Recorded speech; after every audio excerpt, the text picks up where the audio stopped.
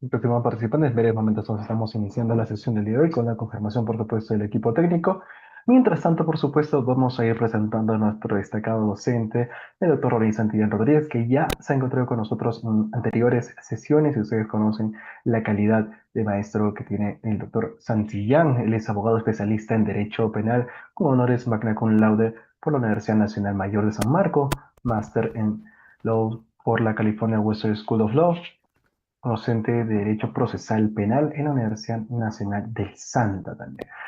Tenemos nuestro destacado docente, va a desarrollar la sesión denominada Acusación y Sobreseimiento. En breves momentos, pues estamos iniciando, estimados colegas, esta sesión del día de hoy. El equipo técnico nos indica que se encuentra todo listo. El equipo técnico todavía no se puede visualizar al doctor. Por favor, solucionar ese inconveniente. Perfecto, ya se puede visualizarlo, está todo listo. Doctor Santillán, muy buenas noches, ¿me logra escuchar correctamente? Buenas noches, sí te logro escuchar. Confírmame si tú me logras escuchar. Fuerte y claro, doctor, muchísimas Correcto. gracias por su confirmación y en esta oportunidad, ya con la confirmación del equipo técnico, iniciamos la sesión del día de hoy. Bienvenido, doctor Santillán, podemos iniciar esta sesión. Bienvenido. Muchas gracias. En primer lugar, agradecer a todos los que están presentes el día de hoy, pues ya sea a través de las redes sociales, a través del Zoom, porque vamos a tocar un tema dentro de este diplomado de especialización que está versado en la etapa intermedia, específicamente lo que es la acusación y el sobreseimiento. Vamos a dar inicio pues a esta clase haciendo alusión a la temática, que es lo que vamos a tocar el día de hoy. Primero, terminó la etapa de investigación preparatoria. ¿Ahora qué? ¿Qué es lo que sigue? Vamos a tener que entrar en contexto para poder analizar propiamente lo que es la etapa intermedia. Posteriormente, la etapa intermedia en sí, ya lo que constituye esta etapa dentro del proceso penal. ¿Qué más? Pronunciamiento del Ministerio Público. ¿A qué hacemos referencia cuando decimos pronunciamiento del Ministerio Público? ¿Existe solo un tipo de pronunciamiento? ¿Existen dos? ¿De repente uno más? Eso lo vamos a ver. ¿En qué consiste este pronunciamiento? ¿Qué más? ¿Qué es el sobreseimiento? Vamos a tener en claro qué es el sobreseimiento, cuáles son sus causales, qué es lo que ha dicho la jurisprudencia al respecto, que eso es muy importante. ¿Correcto? ¿Qué más? Vamos a ver pues cómo es que se lleva una audiencia del control de sobreseimiento. Posteriormente vamos a analizar qué es la acusación. ¿Qué tenemos que entender por una acusación fiscal? ¿Cuáles son por ahí de repente los requisitos, algunas particularidades propias que nos señala el Código Procesal Penal y que también se dan en el día a día como parte del litigio? Todo eso lo vamos a ver. ¿Cómo se lleva a cabo una audiencia del control de la acusación? ¿Correcto? Tenemos una acusación, pues, ¿qué es lo que se va a discutir en una audiencia de acusación? ¿Qué más? Como es consecuencia, y esto se da en el día a día, pueden ocurrir situaciones que van un poco más allá de lo que indica el Código Procesal Penal. Hemos visto que en la práctica se ha sentado muchas veces casos donde se ha incurrido en alguna violación de algún derecho fundamental. Esto ha traído como consecuencia que nuestra Corte Suprema, que nuestro Tribunal Constitucional se pronuncien en salvaguarda de los derechos fundamentales. Así pues, vamos a tocar en específico aquella situación que la consideramos como mala praxis fiscal y que proscribe a la acusación sorpresiva.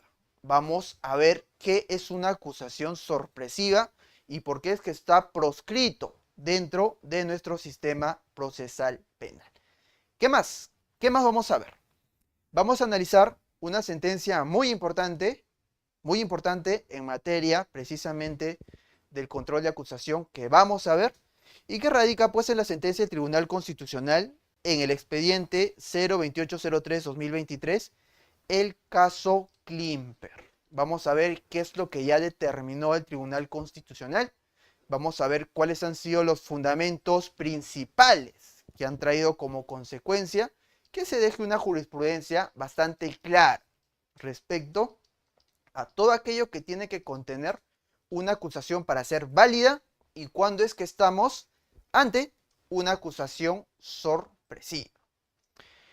Comenzamos. Primero, contexto.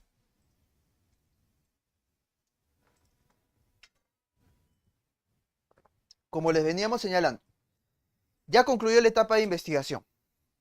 El fiscal, con una buena prognosis de que el caso puede llevarlo a juicio, de repente no se convenció de la totalidad. El punto es que cierra la investigación y ahora, ¿qué sucede?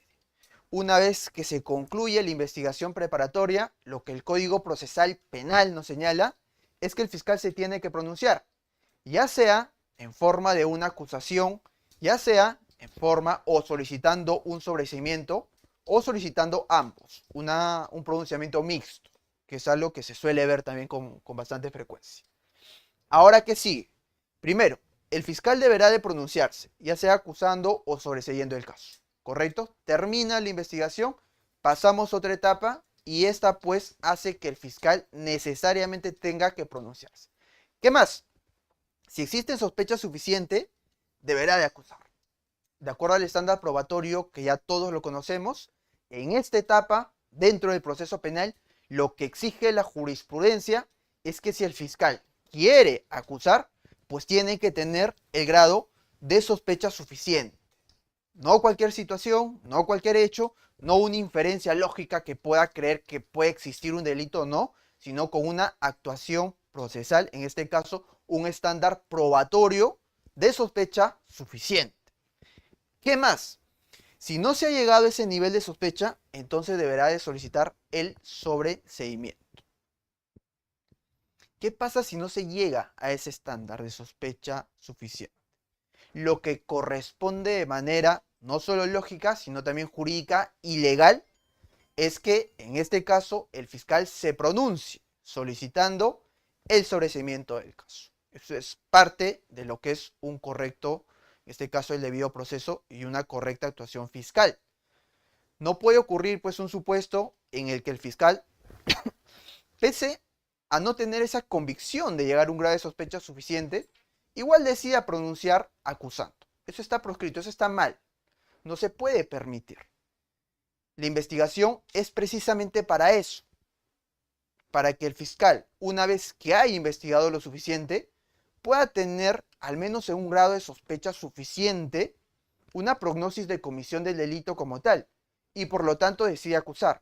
Si después de haber investigado no ha reunido ni siquiera los elementos, el caso está medio confuso, no se ha podido superar ese estándar probatorio de una sospecha inicial, pues lo que corresponde, lógicamente, con base al respeto irrestricto del principio de objetividad, pues solicitar el sobreseimiento, porque no se ha cumplido con el estándar probatorio.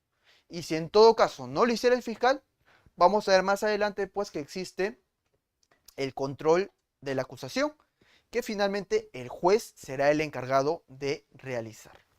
¿Qué más? ¿Qué más vamos a ver el día de hoy?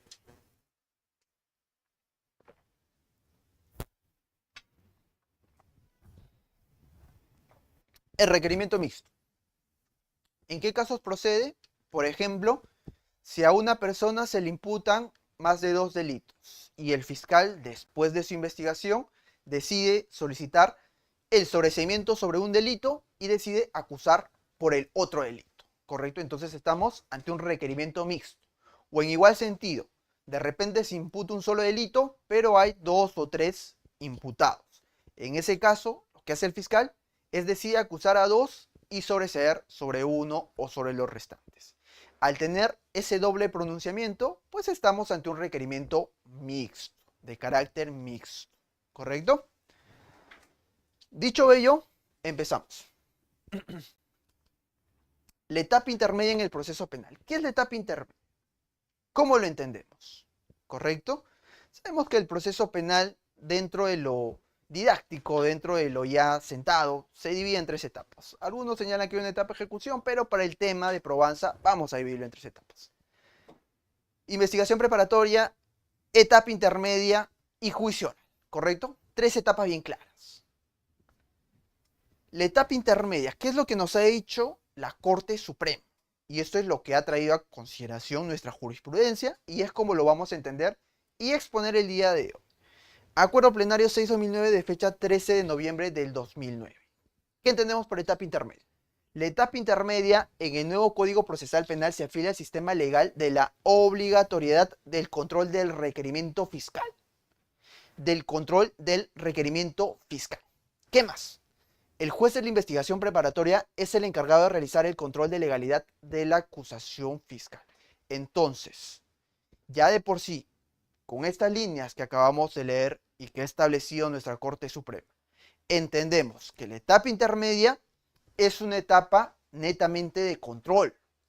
Donde hay una etapa intermedia, tiene que haber un control. ¿Y sobre qué actúa ese control del juez de la investigación preparatoria? Sobre el requerimiento fiscal, sea para acusar o sea para sobreseer. Más adelante vamos a ver cuál es la diferencia de cada uno, pero lo que tenemos que tener sumamente claro es que en la etapa intermedia se realiza un control. ¿Por qué hago énfasis en esto? Porque la etapa intermedia no es un saludo a la bandera, no es, como se señala en algunos supuestos, una suerte de mesa de parte de la fiscalía para pasar a juicio oral. Eso no está bien y no es correcto. Y hay pronunciamientos en que dicen que esta etapa es sumamente importante para realizar ese control. Y allá donde hay algunos casos que de repente no ameritan llegar a juicio oral, pues tienen que terminar en esta etapa, independientemente de la posición que tenga el fiscal. Porque acá, dentro de la etapa intermedia, quien tiene un rol protagónico es el juez, porque es el juez quien va a determinar si lo que ha realizado el fiscal dentro de la investigación tiene suficiente convicción como para llegar a juicio oral, o si no la tiene, ¿correcto? Acá el fiscal ya pasa a ser una parte más dentro del proceso. Y quien tiene el control de la legalidad del control de plazo es el juez de la investigación preparatoria. ¿Qué más nos ha dicho la Corte Suprema? Esto es, verificar la concurrencia de los presupuestos legales que autorizan la acusación fiscal, ese y no otro en su ámbito funcional. ¿Qué más nos dice? El procedimiento de la etapa intermedia consta de dos fases, una oral y otra escrita. ¿Correcto? ¿Qué va a pasar pues cuando el fiscal se pronuncie? ¿Ante quién presenta su acusación o su requerimiento? ¿Ante las partes, ante el actor civil o ante el juez? Evidentemente lo presenta ante el juez. Es el juez de la investigación preparatoria quien recepciona ese requerimiento y corre traslado a las demás partes. Las notifica. Señores abogados, se les está notificando el requerimiento fiscal. Pueden presentar sus recursos en el plazo de 10 días. Siempre 10 días. El código lo establece así, pero hay casos excepcionales. Ya la jurisprudencia en algunos casos ha determinado que 10 días no es suficiente y de manera correcta el plazo puede ampliarse. Pero lo cierto es que la regla son 10 días. Tiene dos fases. La primera fase, que es la escrita. Tú como abogado defensor, te llega el requerimiento. ¿Qué es lo que tienes que hacer? Ponerte a leer, ponerte a revisar, ver en qué sentido es que hay este requerimiento y con base a ello presentar un escrito, ¿correcto? Si es una acusación, tu escrito deberá contener todos aquellos recursos que propiamente el Código Procesal Penal te faculte. Normalmente son 5. Pueden haber más, pero generalmente son 5. ¿Cuál es? Primero, tus observaciones formales, ¿correcto? Ver que efectivamente esté identificado a la persona, que la imputación sea la correcta, los datos sean correctos, etc. Ver que el tema formal sea correcto de considerar necesario, pues presentas tus observaciones formales. ¿Qué más? Deduces excepciones, ¿correcto? Ver si efectivamente la acción penal sigue vigente o se ha prescrito, y si no ha prescrito, pues también puedes presentar una excepción de improcedencia de acción, cuando el hecho que se está imputando no es típico. ¿Qué más? Adicional a ello, puedes pedir un pedido de sobreseimiento, solicitar un sobreseimiento. ¿Qué más? Puedes oponerte a las pruebas de la fiscalía Y por último, puedes ofrecer pruebas. También el código te da otras posibilidades, como ponerte de repente a la pretensión civil, por ahí de repente solicitar algún tipo de cambio de medida, etcétera. Pero principalmente son estos 5 documentos que sí o sí no te pueden faltar en tu acusación, ¿correcto? Teniendo eso, ¿cómo lo presentas? ¿Ante quién lo presentas? ¿Ante quién se da la respuesta de la acusación? ¿Se lo mandas al fiscal? Le dice, señor fiscal, su acusación es incorrecta por tales y tales motivos. ¿Eso es lo que tienes que hacer? No, ¿verdad? El fiscal acá ya es una parte más. Termina la investigación, el fiscal es una parte más. ¿A quién se tiene que presentar? Ante el juez de la investigación preparatoria. El juez te notifica, al juez le presentas tu oposición a la acusación, con claramente los escritos que estimes pertinente. Esta fase es la fase escrita, ¿correcto? Dentro de la etapa intermedia, dentro del control de acusación, esta es la etapa escrita. Tú presentas los documentos, te notifican, presentas ante el juez y ya estás en la etapa.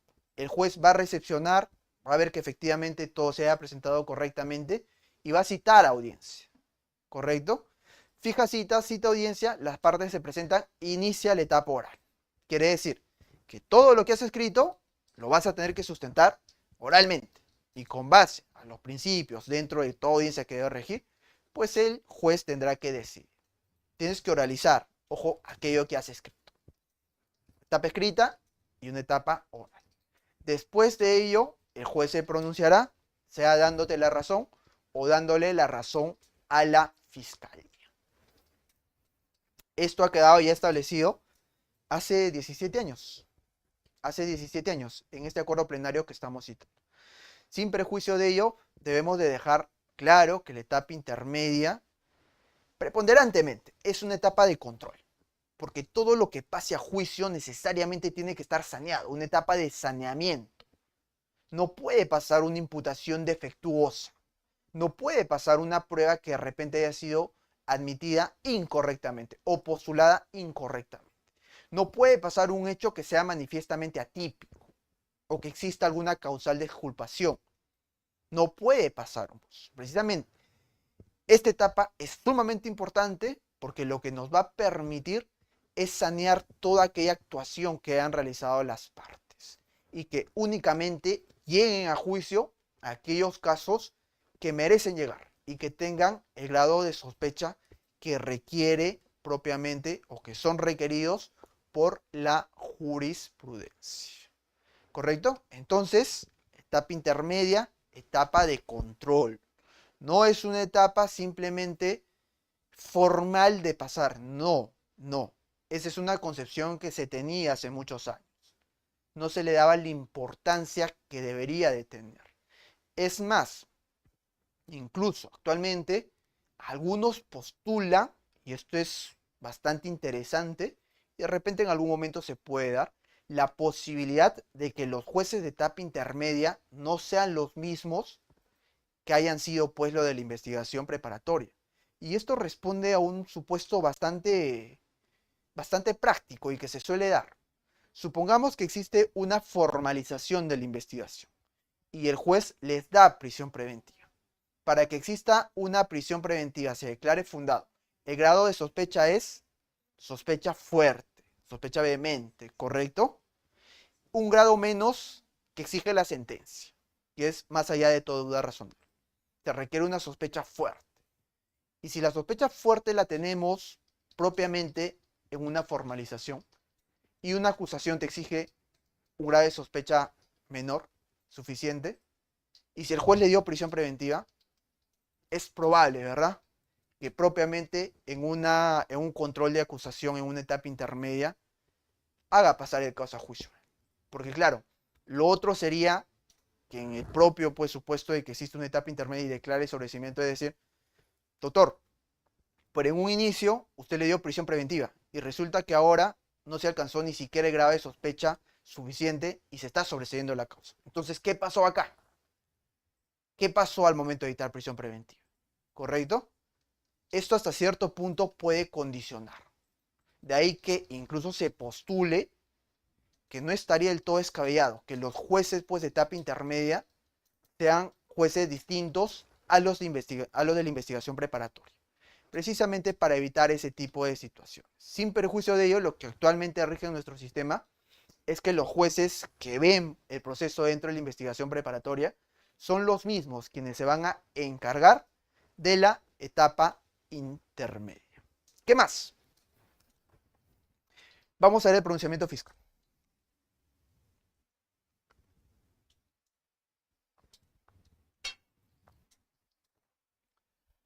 Pronunciamiento del Ministerio Público. Título 1. Son dos partes.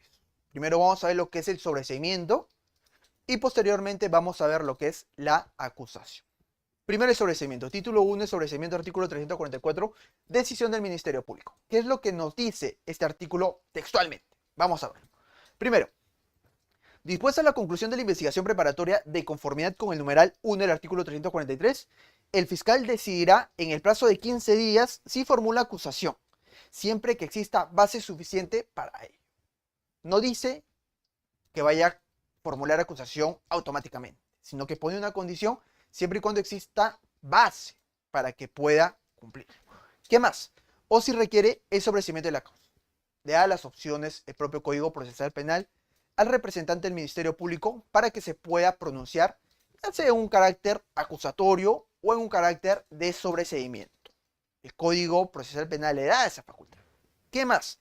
En casos complejos y criminalidad organizada, el fiscal decide en el plazo de 30 días bajo responsabilidad. Nos da el plazo, ¿correcto?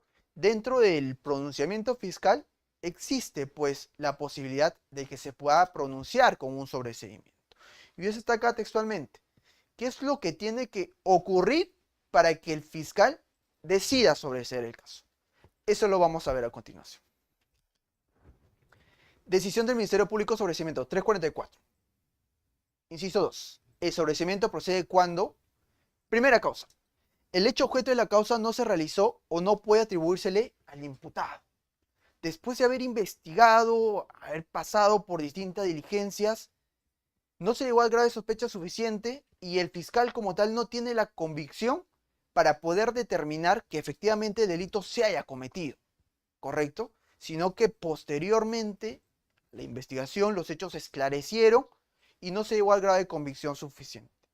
El fiscal decide que este caso, que estos hechos no se cometieron y por lo tanto pide el sobreseimiento. ¿Qué más? O no puede atribuirse al imputado. Puede ser incluso que el hecho haya ocurrido. Estamos en el supuesto en que el hecho haya ocurrido. Sin embargo, este no se le puede imputar a la persona que estaba siendo procesada. No se le puede imputar, porque en un principio parecía que era una persona que estuvo en el lugar de los hechos, pero posteriormente las distintas diligencias determinaron que estuvo en otro lugar. Esto quiere decir, no significa que el hecho no se haya cometido, pero sí significa que la persona que está siendo sometida a investigación nunca estuvo ahí. Por lo tanto, los hechos no se le pueden atribuir y si ello ocurre, estamos ante una causal de sobreseimiento. Primer supuesto, ojo, el hecho objeto de la causa no se realizó o el hecho no se le puede imputar a la persona que estaba siendo investigada. ¿Correcto? Primera causa. Segunda causal, el hecho imputado no es típico o concurre una causa de justificación de culpabilidad o de punibilidad. Teoría del delito, ¿verdad? Atipicidad, antijuricidad o culpabilidad.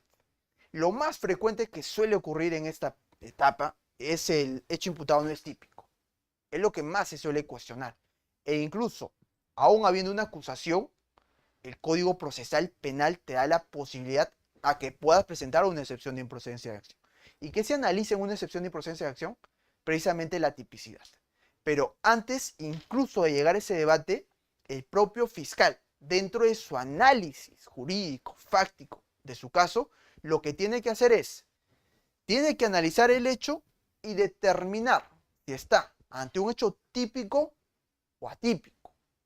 Ausencia de un elemento objetivo que no se ha configurado, no se ha demostrado y por lo tanto el delito no es típico o los hechos no son típicos, sino atípicos. Si el fiscal tiene esa convicción, después de haber investigado, lo que corresponde legalmente, jurídicamente, prácticamente, es que pide sobreseimiento por esta causa. ¿Correcto? El fiscal puede pedir sobreseimiento por atipicidad. ¿Qué más? Concurre alguna causa de justificación o de no culpabilidad. Ya, supongamos que el hecho es típico, efectivamente se determinó, pues en el caso, el hecho es típico, pero existe de repente una legítima defensa. Estamos ante un delito de repente que en un primer momento era un homicidio y la persona estuvo ahí, efectivamente señala que dio muerte a la otra persona, pero posteriormente, después de la investigación, se determinó que existía una causa de justificación. Y en este caso, pues, existía una legítima defensa. Ahí que puede haber claramente un sobreseimiento, ¿correcto? Pero esto tiene que estar motivado. No es simplemente que el fiscal lo ponga por poner, sino que tiene que explicar las razones por las cuales el hecho es típico, existe alguna causa de justificación, etc. ¿Qué más? ¿Qué otros supuestos más existen?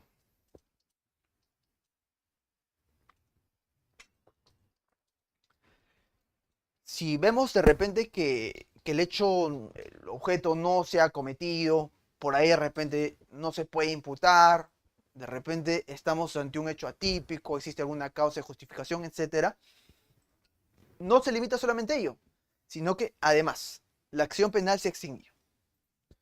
A todas las personas que ven un caso nuevo, sean fiscales, sean jueces, sean abogados, ¿qué es lo primero que se tiene que ver?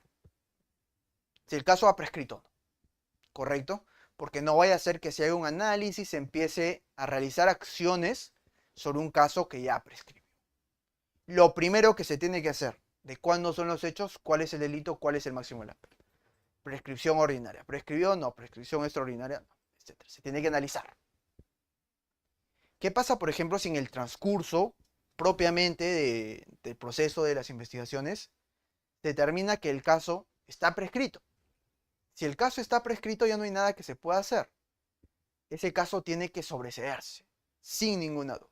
¿Y qué pasa si el fiscal no lo detecta? Y pese a ello, se pronuncia acusa. Para eso está la defensa, ¿correcto? Puede analizar que la acción penal siga vigente y de determinarse que efectivamente está prescrito, se presenta la excepción y el juez tendrá que resolver.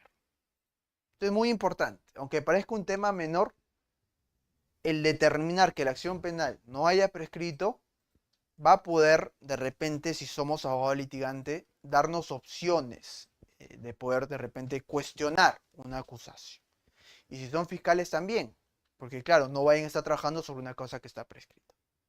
Y lo que correspondería es que incluso, pues hasta de oficio, se pueda decretar la prescripción ante el juez. ¿Qué más?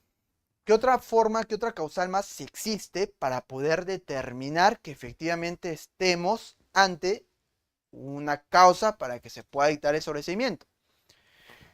No existe razonablemente la posibilidad de incorporar nuevos datos a la investigación y no haya elementos de convicción suficientes para solicitar fundado el enjuiciamiento. Esta causal ha sido materia, ojo, ha sido materia de un acuerdo plenario, el 7/2003, ¿correcto? Que ha traído consigo un nuevo estándar probatorio, probabilidad preponderante. Probabilidad preponderante. ¿Y qué debemos entender por eso? Aunque ciertamente el fiscal también lo debería tener en cuenta. Es muy importante. Este acuerdo plenario está enfocado principalmente a la labor del juez. No se debe perder de vista que el fiscal también tiene que tomarlo en cuenta. Sobre todo si va a invocar esta causal para su pedido de sobreseimiento. ¿Correcto? ¿Y qué es lo que nos dice este acuerdo plenario? No existe razonablemente la posibilidad de incorporar datos nuevos a la investigación y no hay elementos de convicción suficiente. Son dos supuestos, ¿verdad? El primer supuesto es que no hayan suficientes elementos de convicción. Quiere decir que después de haberse realizado toda la etapa de investigación, no se lograron recaudar los elementos suficientes para que se pueda pasar un juicio oral. O en este caso, hacer un control de la acusación. Y lo otro es que ya no exista la posibilidad material de poder sumar más elementos de convicción. ¿Correcto? Ahora, ¿uno es excluyente del otro? No. De repente no existe la posibilidad, pero si hay elementos suficientes. ¿Puedo solicitar esta causal? No. De repente por ahí no hay suficientes elementos, pero hay la posibilidad de poder ampliar eso. ¿Puedo solicitar esta causal? No. Ambos son copulativos. Acuerdo Plenario 7/2003. La Corte Suprema lo ha determinado. Entonces, para poder solicitar, o en este caso, dictar un sobreseimiento, con esta causa tienen que concurrir ambos supuestos. Que no exista razonablemente no existan elementos suficientes de convicción y que ya no se pueda razonablemente, conforme lo hice, solicitar. En este caso, no haya pues datos nuevos que puedan agregarse ya propiamente a los elementos de convicción. Son dos elementos. Funcionan de manera copulativa. Siempre y cuando se quiera hacer uso de esta causa. ¿Qué más? El fiscal tuvo su convicción, decidió pues que no hay elementos, decidió que la acción es atípica, que ha ocurrido una causa, etcétera, y decide pronunciarse en un sobreseimiento. A diferencia de la formalización, en que incluso en esa etapa el fiscal puede señalar el archivo del caso antes de formalizar en ese pronunciamiento en la etapa preliminar. En este punto ya no depende del fiscal, porque incluso si el fiscal llegara a la convicción de que este caso no merita llegar a juicio, lo que corresponde es que lo presente ante el juez y finalmente el juez es quien decida. ¿Correcto? Igual, en igual sentido, se corre traslado a las partes pueden presentar sus escritos, de repente si hay un actor civil, este puede oponerse, etc. Pero lo cierto es que con el pronunciamiento fiscal de sobreseimiento, lo que va a corresponder es que el juez llame a una audiencia de control, de acusación en ese caso, sobre el pedido de requerimiento de sobreseimiento. ¿Y qué es lo que nos dice pues la audiencia? Artículos 345 y 346. ¿Cómo es que se va a llevar a cabo esta audiencia? ¿Y qué es lo que se va a discutir? Porque en esa parte ya estamos ante la etapa oral de lo que es la etapa intermedia. Pasó la fase escrita, ahora vamos a la etapa oral.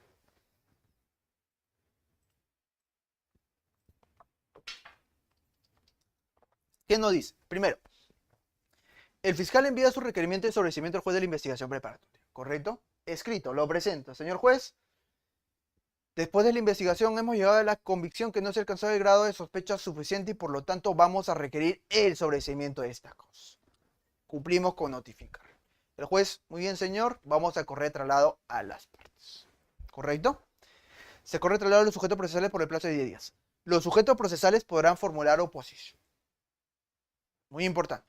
Ahora, si tú eres abogado defensor y están pidiendo el sobreseimiento sobre tu cliente, ¿vas a presentar oposición? No, ¿verdad? Está finalmente solicitando aquello que va a beneficiar a tu cliente. Entonces, ¿quién podría presentar la oposición? Lo hacen generalmente el tercero civil. En los casos, por ejemplo, de corrupción de funcionarios o donde tenga que ver propiamente una procuraduría, suele hacerlo la procuraduría. Caso automático. Si el fiscal en este caso pues pide un sobreseimiento, ten por seguro que el actor civil, un procurador, alguien, va a presentar su oposición. Esto finalmente será llevado a audiencia y el juez será quien decidirá. Entonces la oposición está pensada principalmente para este tipo de situaciones. ¿Qué más? Una vez que ya le lleguen los escritos al juez, ¿qué es lo que tiene que hacer? Tiene que citar audiencia. ¿Para qué? Para que precisamente se debata la posición de ambas partes, ya sea de quien está presentando el requerimiento, de los que se han opuesto, etc. Llama a audiencia. Si el juez declara fundado el requerimiento fiscal, dictará un auto de sobreseimiento. Supongamos que el juez, en este caso, recibe ambos escritos. Les da el uso de la palabra, corre traslado, oralizan las partes. Y después de haber oralizado, el juez determina y dice, señor fiscal, usted está en lo correcto. Lo que corresponde hacer en este caso es pedir el sobreseimiento, dictar un auto de sobreseimiento, como tal, que el caso culmine acá, sin prejuicio de la apelación, el derecho a apelación que puedan tener las partes. Pero el fiscal presenta su requerimiento y el juez es quien se va a pronunciar. Se pronuncia el juez. dicta su acto de sobreseimiento. ¿Quién puede oponerse? ¿O qué otra acción legal le corresponde a la persona que en este caso ha presentado su oposición? Esto puede apelar, ¿correcto? Se puede apelar para que una sala lo vea. Si no lo considera procedente, claro, estamos siempre y cuando el juez efectivamente diga, efectivamente, señor fiscal, usted tiene toda la razón, este caso es manifiestamente atípico y por lo tanto corresponde un sobreseimiento, se dicte el auto de sobreseimiento, que vendría a ser entre comillas lo lógico, ¿correcto? Lo lógico, y dicho sea de paso, lo coherente con un sistema acusatorio. Pero como también pues existe también derecho de la parte civil, esto puede tomar una oposición. Y claro, ¿qué pasa de repente si el requerimiento fiscal va en un sentido de sobreseimiento? Se sobresee. Pero resulta que el actor civil o la parte que presentó la oposición dice, momentito, yo acá considero que los hechos no son atípicos. Y fundamenta en un grado mayor incluso que la tipicidad propia que está invocando el fiscal. El juez escucha a ambos y dice, señor fiscal, efectivamente, por lo que puedo ver, acá no existe pues propiamente un tema de atipicidad, sino es un hecho típico que por lo tanto hay prognosis de que pueda de repente haber la concurrencia de algún delito. Creo yo que es un tema bastante debatible, pero el titular de la acción penal es el fiscal. Y si el fiscal no está convencido de llegar a un juicio oral, porque él es finalmente quien va a tener esa preponderancia. Esta posibilidad de repente podría ser cuestionada, podría ser debatida, de que el juez, pese a que el fiscal está diciendo que no hay delito, que no hay posibilidad de llevar a juicio, ante el requerimiento otra parte decía hacer. Es un tema para el debate, lo cierto es que legalmente se puede hacer, pero no hay que perder de vista que estamos ante un sistema acusatorio con rasgos adversariales, donde finalmente el titular de la acción penal es el fiscal, y si el fiscal decide pues que no hay suficientes elementos de convicción, el hecho no es típico, él conoce el caso, él ha investigado, no amerita llegar a juicio, creo yo que es la posición que debería de sostenerse. Pero insisto, es una opinión. Lo cierto es que dentro del proceso penal se puede presentar una oposición contra un sobreseimiento e incluso apelarlo. ¿Qué más? Si no lo considera procedente, vamos al otro supuesto, ¿correcto? Se presentó y dice, ¿qué señor fiscal? Usted se equivocado, acá quien tiene la razón es el procurador. Infundado su pedido de requerimiento. ¿Qué más sucede? El juez expedirá un acto de elevación de actuados al fiscal superior. ¿Sabe qué, señor fiscal provincial? Me parece que usted está equivocado. Vamos a llevar este caso al fiscal superior. Y vamos a determinar qué es lo que diga el fiscal superior. Hay que ver que dentro del Ministerio Público rige el principio de jerarquía. Lo que dice el fiscal superior se tiene que cumplir. ¿Correcto? Hay un tema de jerarquía dentro de posiciones, que también ya ha sido establecido por la jurisprudencia. Con base a ello, el juez agarra, eleva pues el pedido, su auto, su elevación de actuados, y el fiscal, en este caso superior, tiene que pronunciarse. ¿Y qué es lo que dice? El fiscal superior competente para que éste se pronuncie, ya sea ratificando o rectificando la solicitud del fiscal provincial.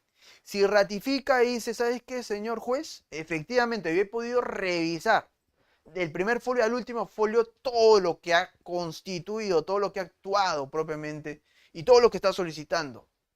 En este caso, el fiscal provincial. Y he llegado a la convicción de que es correcto. Los hechos son claramente atípicos. Acá no existe ninguna posibilidad de llegar a un juicio y generar alguna responsabilidad penal. Por lo tanto, ratifico aquel pronunciamiento del fiscal provincial. Pasa eso, el caso se termina. Automáticamente el juez va a tener que emitir un auto de sobreseimiento. Sobreseimiento, ¿correcto? Es lo que en teoría podría pasar. Pero ¿qué pasa si no ratifica? Si el fiscal superior analiza y dice, sí, efectivamente, yo he podido ver que acá pues hay un tema del fiscal provincial que no ha analizado correctamente porque los hechos no son atípicos, sino que hay cierto grado de tipicidad, si existe la probabilidad, el grado de sospecha requerido para que este caso pueda pasar a juicio oral y pueda ser materia de acusación en este momento. Entonces agarra y rectifica, ¿correcto? ¿Qué pasa con esa rectificación? El auto tiene que estar debidamente motivado. No es simplemente con señalar, el fiscal superior agarra y dice, ¿sabes qué? No es atípico porque es típico. señor provincial, usted está equivocado, estos hechos son típicos, por favor, pronúnciese en ese sentido.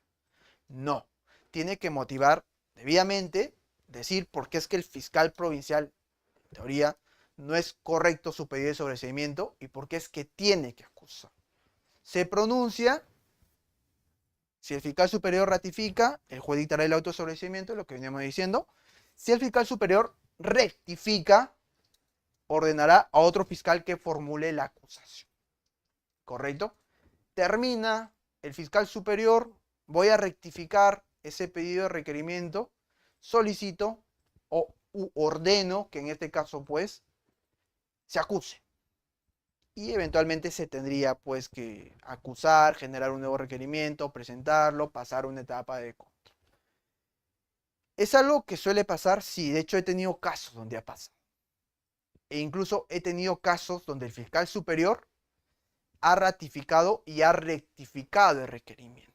El fiscal en un primer momento señala pues que acá no hay absolutamente ninguna situación de comisión de un delito después de haber investigado, pide el sobreseimiento, viene el procurador, presenta oposición, el juez lo toma, hace elevación de actuados, como son varios hechos, son varios imputados, el fiscal superior decide confirmar el sobreseimiento sobre algunos supuestos, algunos hechos, algunos imputados y rectificar el sobreseimiento sobre algunos hechos y algunos imputados.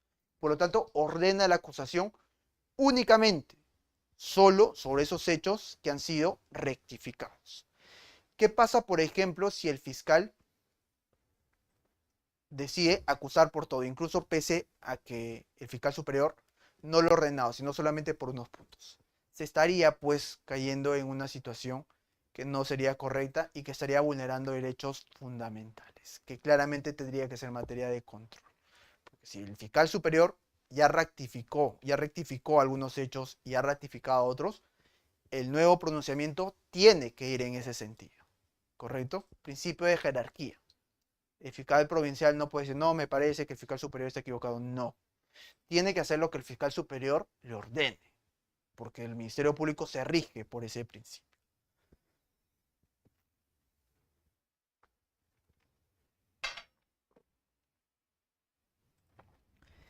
¿Qué más? Esto es respecto al control de sobreseimiento. Es una de las posibilidades que tiene el fiscal para pronunciarse. ¿Pero es la única? No, no es la única. Ahora vamos a ver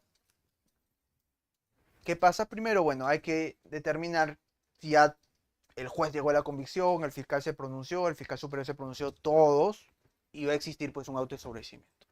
Primero, artículo 347, auto de sobreseimiento. El auto que dispone de sobreseimiento de la causa deberá expresar, primero, los datos personales del imputado, correcto. La exposición del hecho objeto de la investigación preparatoria, correcto, que sean los mismos hechos. Los fundamentos de hecho y de derecho que precisamente estén justificando el sobreseimiento. ¿Qué más? La parte resolutiva con la indicación expresa de los efectos del sobreseimiento que corresponda. Tiene que tener. ¿Correcto? Son puntos formales, evidentemente es la forma que le da auto de sobreseimiento. Lo cierto es que lo sustancial es que se ha llegado pues esa prognosis, esa convicción de que acá no existe lo suficiente grado de sospecha para poder pasar a juicio. ¿Qué más? Vamos con la siguiente parte. Muy bien, el fiscal de repente dice, efectivamente yo ya terminé de investigar, tengo la clara convicción de que este caso amerita llegar a juicio oral, por lo tanto vamos a pasar primero por la etapa intermedia y voy a generar la acusación. Quiere decir que ya no solo va a imputar, sino que va a acusar a las personas que han sido investigadas. Artículo 349. Contenido de una acusación. La acusación fiscal será debidamente motivada. No puede haber una acusación fiscal X que no explique mínimamente las razones. Y si pese a ello existiera, la labor de todos los abogados es precisamente cuestionarla, observarla, llevarla, en este caso a la audiencia, y presentarlas ante el juez. Que el juez decida, que el juez sane ese tipo de acusaciones. Pero ¿qué es lo que tiene que tener? Primero, los datos que sirvan para identificar al imputado de conformidad con lo previsto en el numeral 1 del artículo 88. Evidentemente, no puede haber acusación si no se sabe a quién se va a acusar, contra quién se está acusando. La persona que está siendo acusada tiene que estar identificada plenamente. Eso es parte de. ¿Qué más? La relación clara y precisa de los hechos que se atribuyen al imputado con sus circunstancias precedentes, concomitantes y posteriores. En caso de contener varios hechos independientes, la separación y el detalle de cada uno de ellos. Aquí es donde la fiscalía suele fallar más. Desde el punto de vista formal. Desde el punto de vista sustancial es distinto, también hay fallas, pero desde el punto de vista formal, normalmente cuando se presenta una observación formal a la acusación, va en este punto. La relación clara y precisa de los hechos. Los hechos son confusos. Y hay que tener muy en cuenta este punto, porque una situación distinta es que se aclare, que se precisen los hechos, y otra situación completamente distinta, que exista una acusación sorpresiva, que es agregar hechos nuevos, que eso está proscrito, eso no se puede hacer. Así que cuando se analice, ustedes cuando vayan a ver una parte dentro del proceso, en esa parte de la etapa intermedia, la etapa del control formal, van a tener que tener mucho cuidado con eso. Porque esto que parece tan simple puede traer consecuencias muy negativas para las personas que están siendo imputadas. Ahí tenemos el caso Klimper. Vamos a analizarlo más adelante cómo es que una acusación sorpresiva puede traer consecuencias negativas y puede generar una violación flagrante de derechos fundamentales, específicamente del derecho a la defensa. Y eso es algo que no se puede permitir, como abogados no podemos permitir, y mucho menos los jueces lo pueden avalar. Así que esta parte que normalmente hace unos años era como una etapa casi formal, casi simplemente de pasarla, hoy en día yo les digo que representa una situación de bastante cuidado, de bastante análisis, porque hay que tener en cuenta a detalle que no se haya agregado ningunos hechos. Y allá cuando se tenga que hacer una precisión, que esta precisión de hechos no vaya más allá de los hechos que ya están. No es lo mismo precisión de hechos que acusación sorpresiva. Y precisamente nuestra labor como abogados es que ello no ocurra y que el juez, por supuesto, su labor es custodiar que ello no ocurra. No es que cualquier persona o cualquier situación se pueda agregar hechos. No, no, eso no está bien. Pues esto que parece tan simple, que es el tema formal, a la larga, pues puede tener consecuencias muy lesivas, ¿correcto? Así que la próxima vez, e incluso también para la fiscalía, cuando vayan a hacer su acusación, pues tienen que tener en cuenta que tienen que respetar los hechos que en un primer momento han atribuido, han imputado, los hechos con los que han formalizado. Tienen que ser exactamente los mismos con los que van a acusar. Se pueden agregar más hechos, sí, pero dentro de la investigación. Pues se pueden ampliar, pero tienen que ser dentro de la investigación. No es que se cierre la investigación y agrego los hechos que quiero. No, eso está mal. Es una mala praxis, que hoy en día ya es de control, pues, de los jueces en esta etapa. ¿Qué más? Lo que siempre todos esto lo han visto, al menos todos los que han visto una acusación o la han realizado o han estado dentro de la elaboración, si han trabajado para la fiscalía, es esto, tiene que haber hechos precedentes, concomitantes y posteriores dentro de la imputación, ¿correcto? Y esto está muy bien, porque esto facilita al menos entender cuál va a ser el contexto dentro de donde se habría originado, se habría cometido propiamente el hecho que está haciendo materia de imputación. Este tipo de hechos tienen que ver. ¿Qué pasa de repente si el fiscal o una fiscalía se pronuncia simplemente sobre el hecho imputado y no ha determinado cuáles son los hechos posteriores, concomitantes, precedentes? Eso se tiene que observar. El juez verá, dirá efectivamente, señor fiscal, usted no se ha pronunciado, le devuelve la acusación y este va a tener que corregirlo. ¿Qué más? Los elementos de convicción que fundamentan el requerimiento acusatorio. Una acusación tiene que tener los elementos de convicción. Y claro, efectivamente, por mucho de repente que pueda ser un hecho de gran magnitud, un hecho de escándalo mediático social, si no se cuentan con los elementos probatorios, lo que corresponde es el sobreseimiento. Pero en el supuesto de que el fiscal decida ir a juicio o decida ir a etapa intermedia, va a tener que sustentarlo con elementos probatorios, porque la sola narrativa no genera responsabilidad penal, sino que ésta tiene que estar sustentada con elementos de convicción. Y para ello el fiscal tiene que agregarlo dentro de su acusación. Tiene que ordenarlo, tiene que separarlo incluso. ¿Qué más no dice? Los elementos de convicción que fundamentan el requerimiento acusatorio. La participación que se atribuye al imputado. Efectivamente, el título y grado de imputación. Esto no es menor, porque no basta simplemente con los hechos, con la narrativa, con los elementos, sino que tiene que haber un desarrollo jurídico de la atribución penal que se le está realizando. ¿Qué delito se le está atribuyendo? ¿A título de qué? De autor, de cómplice, incluso, esto se suele ver mucho en los delitos funcionariales. Cuando se está imputando un delito, por ejemplo, colusión, un delito de infracción del deber, se tiene que desarrollar, ¿correcto? ¿Cuál es el título de imputación para este autor? Sea el delito de colusión, por ejemplo.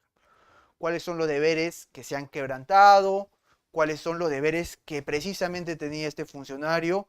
¿Cuáles son ambos deberes? La doble funcionalidad que tiene que tener, etcétera. Eso tiene que estar en la imputación. Si eso no está, simplemente tiene que devolverse, corregirse, y si ya es incorregible, tiene que pedirse el sobreseimiento o el juez tiene que sobreseer el caso.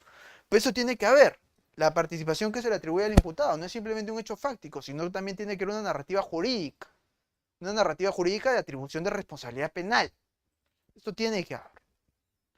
No digo que siempre ocurra, pero hay casos donde suele pasar. De hecho, me he topado con casos donde el fiscal simplemente atribuye el delito y no explica por qué. No desarrolla, no se sabe si es un delito de infracción del deber, si es un delito del dominio del hecho. Entonces, ¿cuál es el grado de participación? Porque en ambos supuestos, en ambas teorías, el resultado puede ser distinto. No es materia de esta exposición, pero todos lo sabemos. Todos los que hemos visto este tipo de casos. Así que en este caso, cuando estemos ante delitos funcionariales, se le tiene que exigir al fiscal que desarrolle este aspecto. ¿Qué más tiene que tener una acusación? ¿Qué más tiene que tener? La relación de las circunstancias modificatorias de responsabilidad penal que concurran, si es que pudieran concurrir, el artículo de la ley penal que tipifique el hecho, la cuantía de la pena que se solicite y las consecuencias accesorias. Efectivamente, cuando el fiscal pide una acusación, solicita una acusación, tiene que determinar cuál es el quantum de la pena. ¿Cuánta pena está solicitando? Pero simplemente tiene que poner la pena que se le ocurra. No, esta tiene que estar debidamente justificada. ¿En qué tercio va? ¿En qué extremo del tercio va? ¿Por qué es que está pidiendo el tercio mínimo, el tercio medio, el tercio máximo, etcétera? Tiene que fundamentarlo y con base a ello llega propiamente a una prognosis de pena. Ahora, este quantum de pena no es automático. Si nosotros, como abogados defensores, vemos que ha habido un error, también podemos observarlo. Que digo también, debemos observarlo. Porque si hay un error, hay que hacerlo saber. Incluso en el quantum de la pena, si no se ha llegado correctamente. ¿Qué más? El monto de la reparación civil, los bienes embargados incautados al acusado o al tercero civil que garantiza su pago y la persona a quien corresponde percibirlos. Todo este tipo pues, de cargas que se ven dentro del proceso. Los medios de prueba que ofrezca para su actuación en la audiencia. Tiene que tener los medios de prueba. Los elementos de convicción no son los medios de prueba, o no necesariamente. Los medios de prueba tienen que ir a un acápite distinto y tienen que estar expresados. ¿Cuál es la utilidad? ¿Cuál es su pertinencia?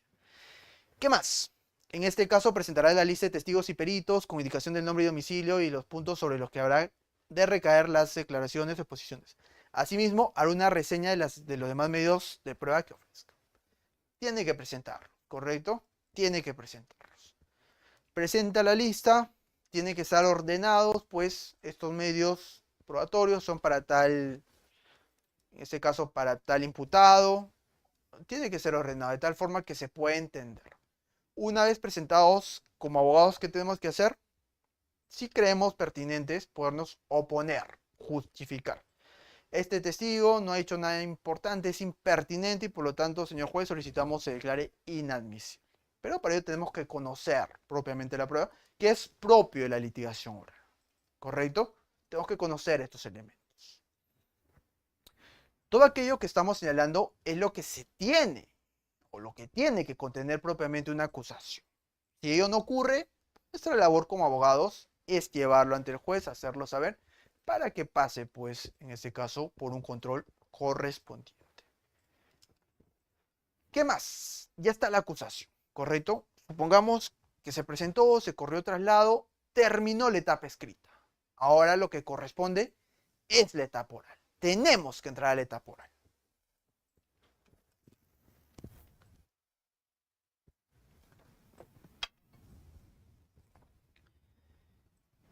Notificadas las partes podrán dar respuesta a la acusación en el plazo de 10 días.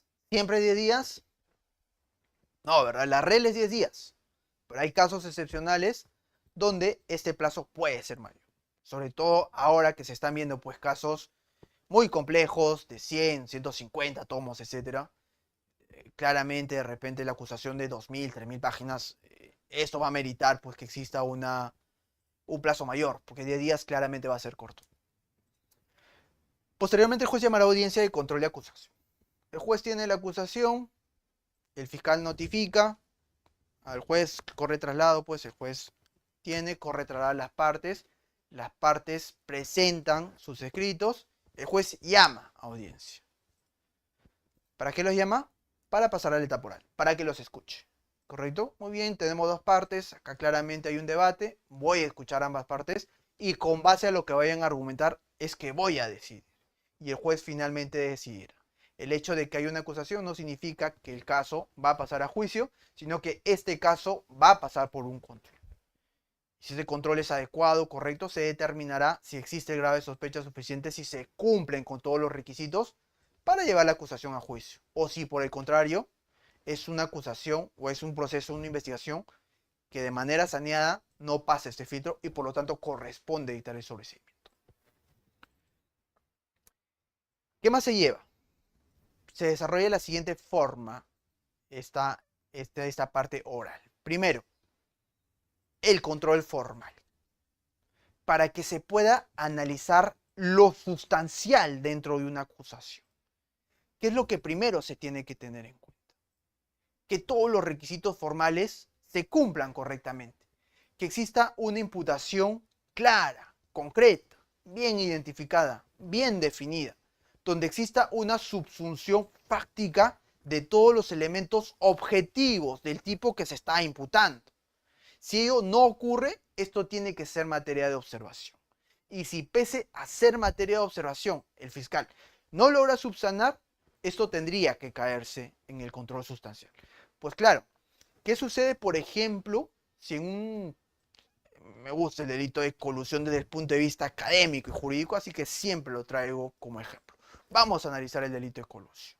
Supongamos que el fiscal decide acusar. Delito de colusión agravada todavía. Sin embargo, no determina en su narrativa fáctica dónde se habría encontrado la concertación, que es algo que suele pasar muchísimo. Es poco probable que se determine con exactitud en qué momento, en qué lugar, entre quiénes se habría realizado la colusión, por la propia naturaleza de este tipo de delitos, que es un delito clandestino, que claramente la prueba directa difícilmente va a ser encontrada. Pero incluso en esa situación, no basta con decir que existió una concertación entre dos personas, sino que ésta tiene que ser necesariamente identificada en un espacio y tiempo. Insisto, no con prueba directa, pero sí de manera circunstancial. La concertación ocurrió el 7 de repente de enero del 2026 a las 8 de la noche en tal lugar. ¿Correcto? El grado de exactitud va a variar, pero al menos se puede identificar. Si eso no ocurre, esto tiene que ser materia pues, de observación. O lo que es peor, algo que también suele ocurrir, se acusa por el delito de colusión un particular, se habría concertado con los funcionarios de esta empresa, o con todos los funcionarios supuestamente, y no se identifica con quiénes, en qué lugar estuvo, cuándo, en qué situación, no se identifica ni siquiera la persona que se habían concertado. Ahí claramente hay una afectación formal, también sustancial, pero en ese estadio se cuestiona desde la formalidad. Señor juez, en ese caso el fiscal pues, no ha cumplido con precisar, no tiene una imputación necesaria, suficiente que nos permita defendernos correctamente, porque si finalmente no sabemos con quién pues, se ha concertado mi cliente, ¿qué defensa vamos a presentar? Por lo tanto, solicitamos a su despacho que ordene al fiscal que corrija ese punto, que precise ese detalle sin agregar hechos nuevos, para que podamos ejercer adecuadamente nuestro derecho a la defensa. Eso se hace en el control formal. ¿Con el control formal se puede generar un sobreseimiento? No. Pues es un control formal que va a dar paso al control sustancial. Y en el control sustancial sí. Pero lo que te van a declarar fundado tus observaciones formales va a traer como consecuencia que el fiscal, que en este caso que el juez devuelva la acusación al fiscal para que la corrija. Ahora, ¿Cuántas veces puede devolverla? El código no establece. No establece. Los casos, la jurisprudencia nos han demostrado que puede ser incluso más de uno. ¿Correcto? Ahí es un tema, creo yo, de bastante manejo del juez. Porque claro, una acusación que de repente amerite tantas correcciones, hay algo que de repente no es del todo correcto y no se está llegando al grado de sospecha suficiente. En algún momento de repente será materia de pronunciamiento de la jurisprudencia. Puede ser, de alguna reforma no lo descartamos. Para al menos poner un cuanto, ¿correcto? Tampoco la idea es que en esta etapa intermedia se pretenda no sanear, sino salvar aquellas actuaciones fiscales.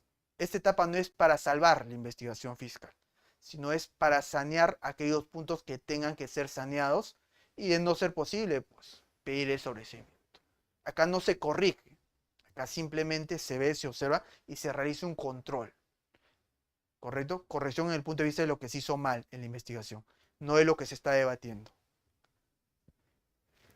Eso es parte del control formal. El control formal, importantísimo, porque si no se hace un adecuado control formal, podemos estar ante una acusación sorpresiva, que es lo que les venía comentando, el caso Klimper, que ha sido materia de pronunciamiento del Tribunal Constitucional. Que lo vamos a analizar a fondo, ¿correcto?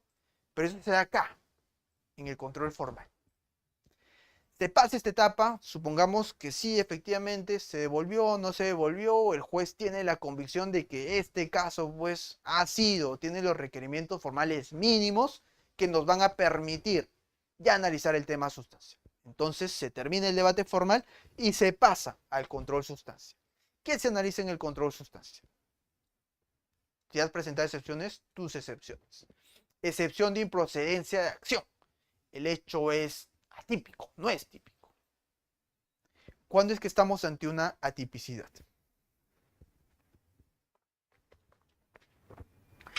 Y no vamos a caer pues a lo que es atipicidad relativa, atipicidad absoluta, porque no corresponde propiamente en esta sesión, pero cuando no se cumple con alguno de los elementos, ¿correcto? Es suficiente para que se pueda generar la tipicidad. Si estamos ante ese caso, se lo presentamos al juez, se lo explicamos y si el juez considera que efectivamente es correcto nuestros postulados, declara fundada nuestra excepción y el caso se termina, sobreseído, claramente con las opciones legales que pueden tener pues, las partes de apelar. Pero en este estadio se termina el debate. Presenta tu excepción de naturaleza de improcedencia de acción.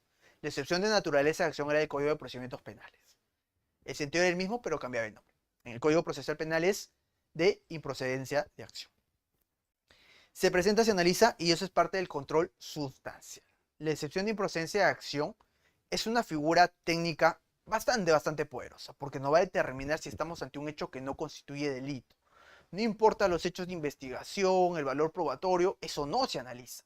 Simplemente se analiza si los hechos que están siendo imputados calzan dentro del delito que se está atribuyendo. Como matemática, si el delito tiene 5 tipos, 5 elementos, lo que corresponde es que toda la narrativa pueda calzar dentro de estos elementos. Si falta uno, ante la ausencia de uno, el hecho es atípico, no se configura. ¿Qué pasa, por ejemplo, si a una persona se le atribuye el delito de colusión en grado de autor y resulta que esta persona no es funcionario, atipicidad por sujeto activo, o resulta que es funcionario pero que no tiene deberes competenciales, atipicidad, ¿correcto? Porque no actuó por razón de su cargo. Hay una ausencia de un elemento dentro del tipo penal. O si no se concertó, o algo que suele pasar. Insisto, el delito de colusión es un delito bastante gráfico porque nos da distintas opciones de poderlo ver. Por ejemplo, colusión agravada. 2 verbos rectores, concertar y defraudar. El fiscal decide acusar. Yo voy a acusar, tengo la convicción que este es un delito gravísimo para la sociedad y por lo tanto voy a acusar por el delito de colusión agravada.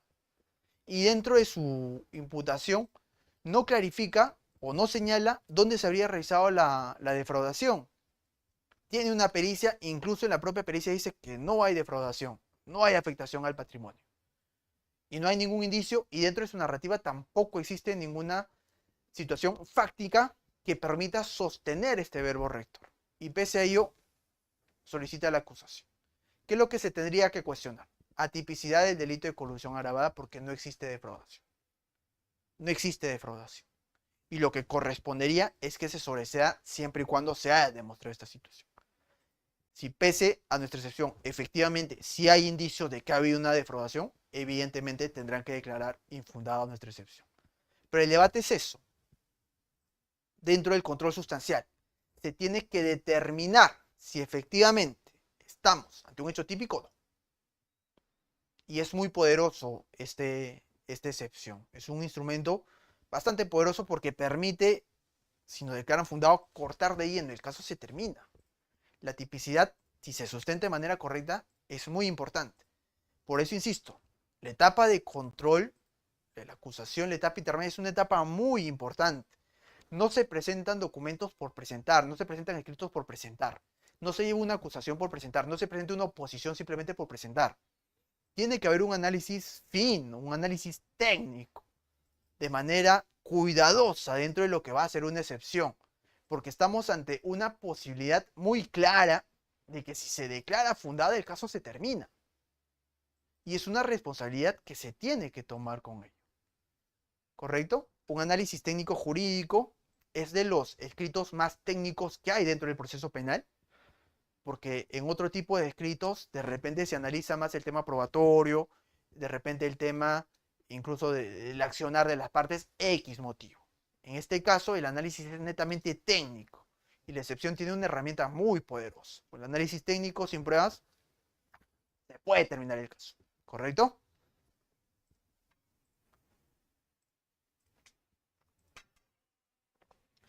Ahora, ¿es lo único que se puede presentar? No. También puedo pedir mi pedido de sobreseimiento. Termino infundado tu excepción de improcedencia de acción. Pasamos pues a la etapa o el control de sobreseimiento. Nosotros solicitamos nuestro sobreseimiento. ¿Y qué se puede pedir en un control de sobreseimiento? O en este caso un pedido de sobreseimiento. Dos motivos, ¿verdad? Cuando el hecho es manifiestamente atípico o no existen suficientes elementos de convicción que puedan agregar. ¿Correcto? Lo que veníamos señalando hace un momento. Si estamos ante esa situación, pues lo presentamos. Los hechos son manifiestamente atípicos por tales motivos. O no existen suficientes elementos de convicción y ya no existe la posibilidad de incorporar nuevos. Por lo tanto, es una causal de sobreseimiento. Los hechos son obtusos, van a seguir obtusos y pese a lo que pesa, van a seguir siendo obtusos y no constituyen un grado de sospecha suficiente para poder pasar a juicio. Por lo tanto, solicitamos el sobreseimiento. En igual sentido, si estamos ante hechos atípicos, lo presentamos, señor juez, estamos ante un caso netamente atípico por tales y tales motivos, por lo tanto, solicitamos el sobreseimiento. ¿Correcto? Eso es el debate de lo que es el control formal y el control sustancial. Posteriormente pasamos a la admisión de pruebas. ¿Correcto? Conjuntamente con la acusación, el juez tiene que traer sus pruebas, tiene que sustentarlas y tiene que presentarlas. Y conjuntamente con la oposición de pruebas, en este caso con la oposición de escritos que presentamos a la acusación, también tenemos que ofrecer las pruebas, siempre y cuando existan, siempre y cuando las tengamos. De ahí la importancia de analizar este caso y revisar todo lo que se actuó. Se presentan las pruebas y es control de admisibilidad. Señor fiscal, ¿por qué usted ofrece estas pruebas? Hay oposición, decido, admisible, no inadmisible, etc. Termina con el fiscal, pasan con las partes, pero tienes que ofrecer pruebas. Ir con pruebas es ir con armas al juicio oral. Cuando se presenta o cuando se responde una acusación, nos tenemos que poner en todos los supuestos. Porque incluso, aunque materialmente exista la convicción de que estamos ante hechos atípicos, puede haber un mal control dentro de esta etapa que pasa y pasa más seguido, y el caso igual te va a llevar a juicio. ¿Correcto? En juicio logrará la absolución, pero siempre poniéndote en el peor de los casos, tienes que llegar con armas. ¿Y cuáles son las armas? Pues las pruebas. Así que tú igual las vas a ofrecer. Así estés convencido de que el hecho sea sumamente atípico, se tenga que sobreseer, igual ofrece las pruebas. Porque no sabes finalmente cómo es que van a resolver los jueces. Te va a tocar un juez atento, un juez responsable, o por el contrario, que simplemente te va a pasar el caso. Así que muy atentos con ese punto, porque es parte también del control. ¿Qué más? Algo que habíamos señalado, ¿correcto? Y sí es considerado una mala praxis porque se da, porque me ha pasado, y es algo que ya está proscrito. Y de hecho no es algo que está proscrito desde esta sentencia, es algo que está proscrito desde que salió el Código Procesal Penal. ¿Qué es lo que nos dice pues la acusación sorpresiva? Artículo 349 dentro de su literalidad. Inciso 2. La acusación solo puede referirse a hechos y personas incluidos en la disposición de formalización. Tan simple como estas dos líneas. La acusación solo puede referirse a hechos y personas que están dentro de... ¿Cuál es el límite de imputación fiscal en la acusación? Todo aquello que ha sido materia de formalización. No puede agregar personas nuevas, ni mucho menos hechos nuevos en la acusación. Eso no se puede hacer. Por más que tenga la convicción de decir, no, acá hay delito, no se puede, señor. Si quiere, haga una nueva investigación, pero en la acusación usted no puede atribuirme hechos nuevos ni involucrar personas nuevas. ¿Porque lo dice el juez? No, porque eso es parte de nuestro código. Parte de lo que está haciendo sustancialmente. Y alguien me dirá y me preguntará, pero no hay caso donde sí amerita. La respuesta es claro, no justifica en ningún supuesto en lo absoluto. Porque no respetar esta concordancia entre lo que se formaliza y lo que se acusa vulnera directamente un derecho fundamental como es el derecho a la defensa. Toda persona tiene el derecho a saber por qué hechos es que se le están investigando, por qué hechos es que se le van a acusar. Y si durante la investigación se le acusa, en este caso se le investiga por A, B, C, D, no puede pues en una acusación acusársele por A, B, C, D, E, F, G, porque sobre estos dos supuestos ni siquiera tenía conocimiento y no ha podido ejercer una defensa material en la etapa de investigación. Eso no se puede hacer, porque es como si se le estuviera sorprendiendo con hechos de los cuales ni siquiera tenía conocimiento. Entonces, ¿cómo se defiende? Te deja en una indefensión clara. Así el hecho nuevo que se le está imputando parezca delito, sea perverso, se tiene que cumplir con el debido proceso, porque no se puede afectar derechos fundamentales. El debido proceso es debido o no es proceso. Por lo tanto, está proscrito. Y como abogados, defensores, igual también como fiscales, al momento de pronunciarse hay que tener mucho cuidado con esto y como abogados hay que estar atentos a que ello no ocurra. La base normativa está acá. Pero ahora, ¿qué es lo que ha hecho la jurisprudencia? La sentencia del Tribunal Constitucional, el caso Klim, expediente 2803-2023 de fecha 21 de noviembre del 2024. Esta sentencia, aunque esté muy bien formulada, esté muy bien planteada, tiene muy buenos argumentos, en teoría no he hecho nada nuevo porque esto es algo que se debería sobreentender. Pero el hecho de que el Tribunal Constitucional lo presente de esta forma deja un precedente ya dentro de la jurisprudencia bastante marcado. ¿Y qué es lo que nos han dicho en el fundamento 44? La acusación sorpresiva. ¿Qué tenemos que entender por una acusación sorpresiva? Se configura cuando un ciudadano es notificado, correcto, de estar siendo investigado por determinados hechos. En la etapa de formalización, señor X, dentro de lo que corresponde a un Estado social de derecho, a usted se le va a investigar por A, B y C. ¿Correcto? Esos son los hechos por los cuales a usted se le está investigando y como corresponde, usted tiene que tener conocimiento de los mismos. Hasta ahí todo ok. ¿Qué pasa cuando ello no ocurre? Sobre los cuales, atendiendo al estadio procesal en el que se encuentra, tiene posibilidad de defensa muy limitada o no las tiene en absoluto, lo que acarrea la vulneración de su derecho al debido proceso. Cuando ocurre una acusación sorpresiva es eso, porque si en la formalización en este caso se te imputa ABC, dentro de tu defensa, tu derecho a la defensa, no solo de conocer, sino también de actuar, tú vas a poder contradecirlo. Oiga, señor fiscal, usted está equivocado porque lo que me está atribuyendo no es así. Yo conozco y yo puedo defenderme sobre lo que se me está atribuyendo. Pero ¿qué pasa si ya estamos en la acusación? Y esos hechos nunca fueron materia de formalización, sino que se trae de manera nueva y se presenta en la acusación. Lo que se está claramente generando es una vulneración al derecho a la defensa. Porque, señor juez, yo recién me vengo a enterar, yo pensaba que solamente me estaban investigando por ABC, pero resulta que ahora se me está investigando por D, E, F, estos casos que de repente, estos hechos que ni siquiera tengo conocimiento, ni siquiera conozco de que se me está imputando, me están sorprendiendo. Eso claramente no puede ser.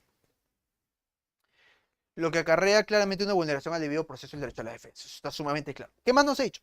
No es lo mismo ejercer una defensa en sede judicial si es que el imputado no conoce las razones por las que se vería la acusación en la etapa de investigación preparatoria. Pues claro, si este caso, pues esta acusación sorpresiva ya se lleva en este caso propiamente, a la etapa de control, ¿cómo es que te vas a defender?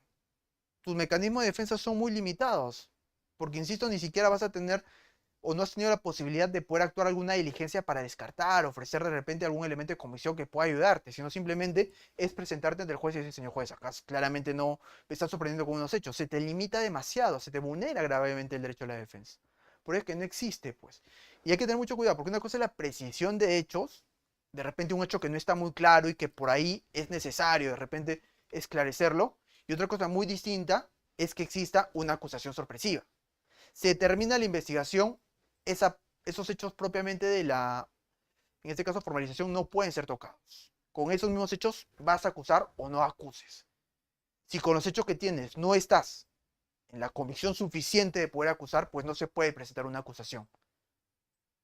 Se tiene que presentar un sobreseimiento. Porque si quieres sustentar una acusación con hechos nuevos, estás erando claramente el derecho a la defensa. Esto es muy importante.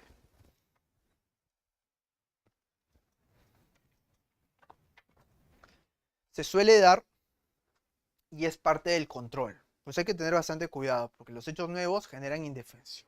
Pero ¿qué más ha hecho nuestro Tribunal Constitucional? El artículo 349, inciso 2 del Código Procesal Penal regula uno de los límites al llamado principio de congruencia procesal en los siguientes términos. La congruencia procesal. Por aquello que te están investigando, es aquello por lo cual te van a acusar. No puede haber disparidad. ¿Qué más nos dice? Esto último implica que debe existir correlación entre ambos documentos fiscales, entre la formalización y la acusación. Tiene que haber correlación. ¿Qué más? En tanto, el requerimiento acusatorio no puede exceder los límites planteados en la disposición de formalización.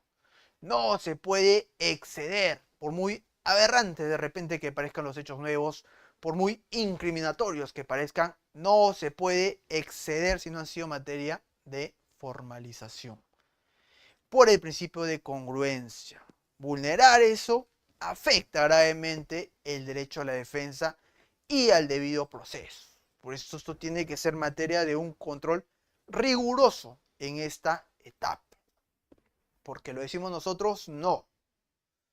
O notan, no solamente. Porque lo dice el Código Procesal Penal y porque lo dice el Tribunal Constitucional. Y porque se tienen que respetar los derechos fundamentales de toda persona que está siendo sometida a un proceso penal. ¿Qué más nos ha dicho? Esto tiene su fundamento en el derecho a la defensa del investigado. En tanto, no es constitucionalmente admisible que en el devenir del proceso penal y ya entrada a la etapa intermedia, se presenten hechos o imputaciones que el acusado no conoce y sobre las que no ha tenido la posibilidad de impugnar. Cuando se presentan hechos nuevos, se limita propiamente el actuar de la defensa. Se te sorprende. Ahora, ¿qué haces con hechos nuevos? Atribuías colusión simple. Tu investigación simplemente se basó en colusión simple. Pero resulta que terminando la investigación decides acusar por colusión agravada. ¿En qué momento me defiendo sobre la defraudación? Si no he podido ni siquiera realizar una pericia para refutar ello. ¿Correcto? Esto no puede ser. Los hechos por los cuales formalizas tienen que ser los hechos mismos por los cuales acusas, porque se estaría limitando y vulnerando el derecho a la defensa. Es un grado de responsabilidad por parte de los representantes del Ministerio Público al momento de realizar su acusación y también un grado de responsabilidad de los abogados defensores para cuestionarlo y ni qué decir en un grado de responsabilidad aún mayor de los jueces que van a evaluarlo. Esto no pueden pasarlo, porque insisto, estamos en una etapa de control. Dicho ello, y ya a modo de resumen, vamos a señalar lo siguiente. La etapa intermedia es una etapa bastante importante dentro del proceso penal. Cuando pasemos a la etapa intermedia, lo sustancial Buenas noches siempre ante va todo. a ser tener en cuenta, ¿correcto? A mí me parece que se cruzó un audio. Ya vamos a terminar para pasar a las preguntas. hay que tener en cuenta y siempre tener el control de aquello que se vaya precisamente a debatir. No pueden pasar falencias. Si el hecho es atípico, el caso tiene que morir ahí, tiene que terminar. Si existen suficientes elementos de convicción, una sospecha suficiente, pues el caso eventualmente tendrá que pasar a juicio.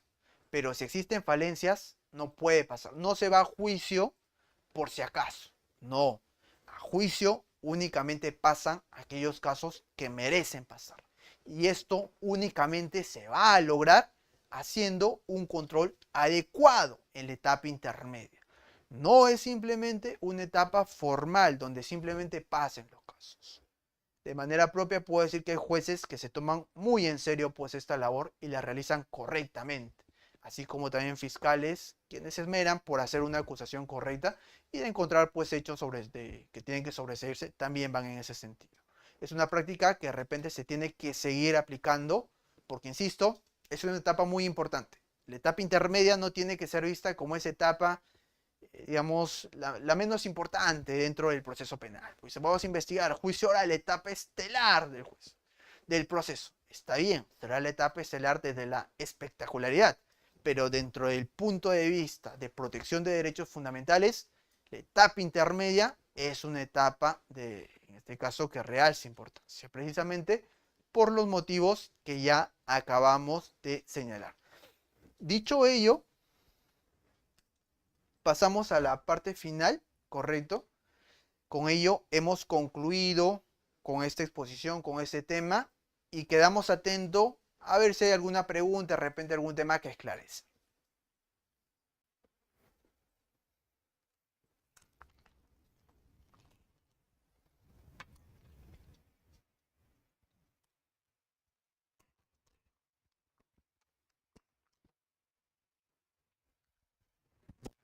Muchas gracias, doctor. Vamos a pasar a la ronda de preguntas en la sesión del día de hoy, agradeciendo a todos los participantes por haber dejado sus consultas en el chat de la sesión.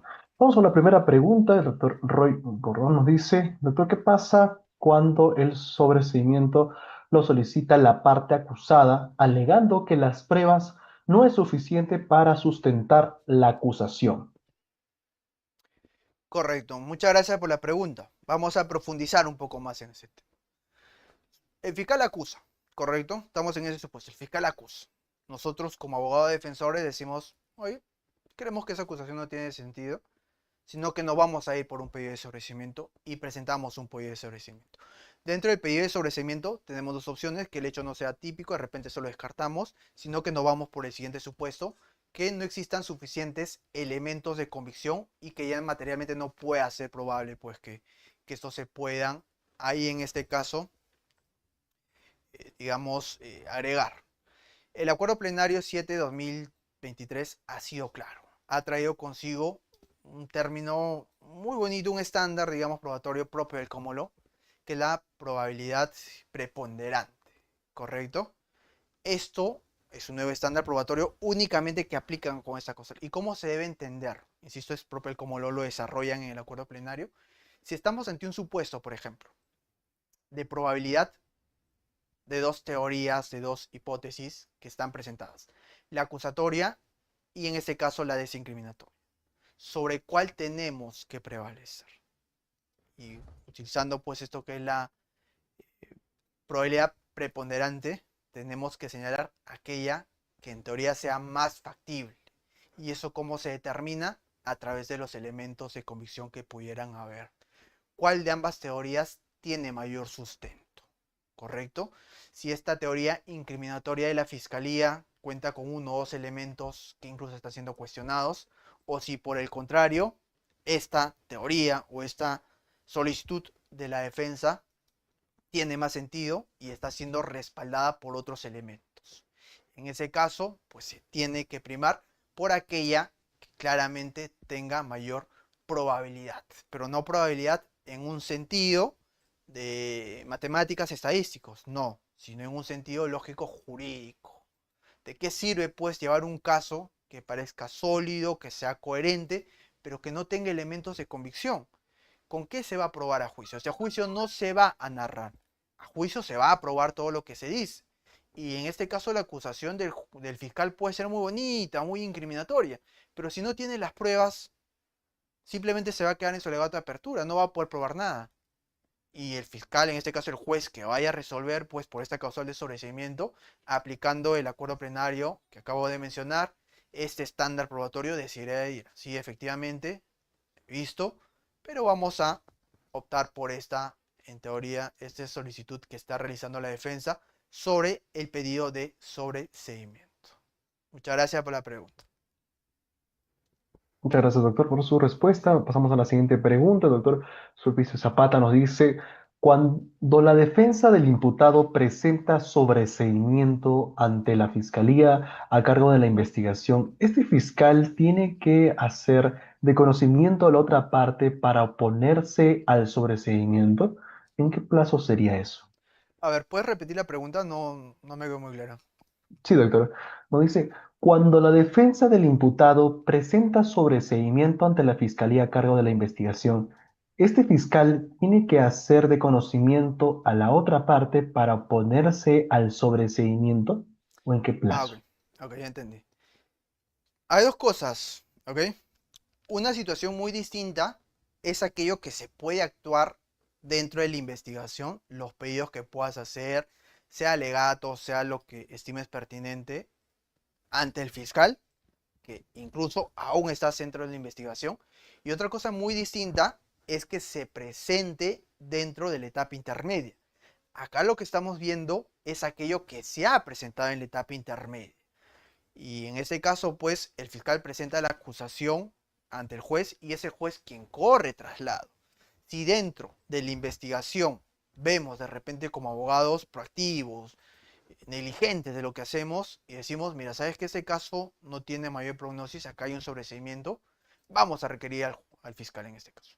Y presenta, señor fiscal, le presento un escrito, unos alegatos señalando por qué este caso tiene que sobreseerse. Si estamos ante ese supuesto, lo que el fiscal tendría que hacer es leer el escrito, leer, no es vinculante, no tiene ni siquiera por qué señalarlo. Lo tome en cuenta o no lo tome en cuenta. ¿Correcto? Ahora, insisto, esto ya desde el punto de vista del litigio se toma con bastante cuidado. ¿Por qué? Porque si el fiscal ya tiene la convicción de que va a acusar y pese a ello, como abogado defensor le presentamos unos alegatos, lo que estamos dándole es una estrategia de defensa. Porque claro, en este caso, en este pedido de sobreseimiento que bien ha preguntado el doctor, van a tener que ir argumentos. Y estos argumentos muchas veces pueden ser desincriminativos. Podemos decirle al fiscal, señor fiscal, este caso tiene que sobreseerse por tales motivos. Y claro, si el fiscal está convencido de lo que va a hacer, ah, mira, estos son los puntos débiles de nuestra acusación, podemos corregirlo, ¿correcto? Así que el pedido de sobreseimiento, en este caso en forma de alegatos, que se pueda presentar ante el fiscal, a modo de estrategia siempre hay que tenerlo de manera bastante cuidadosa, ¿ok? Porque en algunos casos puede ser entregarle nuestra estrategia. Porque finalmente, eso que estás presentándole al fiscal va a ser lo mismo que le vas a presentar al juez, o bastante parecido. Y si el fiscal ya lo sabe, evidentemente va a tomarlo pues, en cuenta para pronunciarse en su acusación. Es en el caso de siempre y cuando se esté en la investigación. Pero si ya se está ante una etapa intermedia, el fiscal presenta ante el juez, el fiscal ya no tiene nada que ver con las partes, el fiscal presenta ante el juez y el juez es finalmente quien corre traslado. Esa es la respuesta. Muchas gracias por la pregunta. Muchas gracias, doctor. Pasamos a la siguiente pregunta. Nos indica el doctor Guzmán. Mi consulta es, una vez que el fiscal dispone la culminación de la investigación preparatoria, en casos simples, el plazo es de 15 días para acusar o sobreseer. Sin embargo, pese a haber pasado 3 meses, no se pronuncia.